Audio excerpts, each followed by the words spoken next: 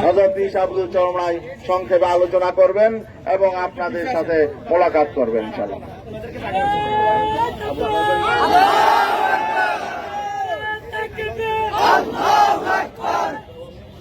আলহামদুলিল্লাহ, ইন্নাল্লাহা মা'আস সাবিরিন,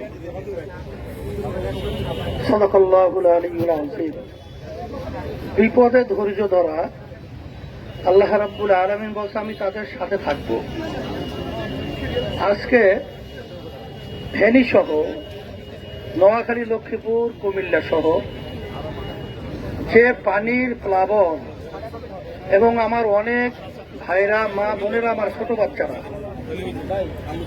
এমন অসহায় অবস্থায় দিন রাত্রি যাপন করছেন, যেটা দেখে, যেটা শুনে কোন হৃদয়বান মানুষ চুপ থাকতে পারে না। আলহামদুলিল্লাহ, আজকে আমি লক্ষ্য করেছি রাস্তায়, আমি চরমনাই থেকে রওনা করে আসছি গতকালকে। আসার পরে ফেনী জেলা দায়িত্বশীলদের সাথে আমি আলোচনা করতেছিলাম।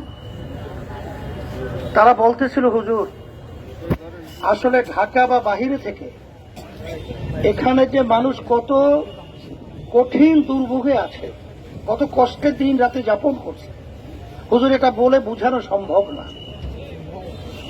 কোন মোবাইল সহ কোন বিভিন্ন যোগাযোগের ব্যবস্থা নেই, কারেন্ট নেই, এমনকি সেখানে যে যাবে পানির স্রোতে কোন স্পিড বোট সহ কোন নৌকা, ট্রলার পর্যন্ত চলতে পারছে না। তারা কোন অবস্থায় আছে? রব্বুল আলামিনের কাছে দোয়া করি আল্লাহ যেন তাদেরকে সব দিক থেকে হেফাজত করেন।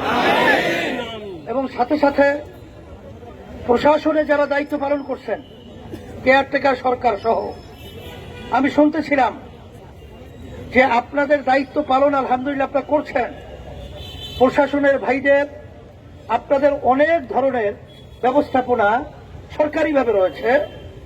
আপনারা আন্তরিকভাবে আরো সচেষ্ট হবেন, আরো জোরালোভাবে আপনারা আমার অসহায় ভাইদের, মা বোনদের, আমাদের বাচ্চাদের পাশে দাঁড়ানোর জন্য বিশেষ করে আমি আপনাদেরকে অনুরোধ করছি।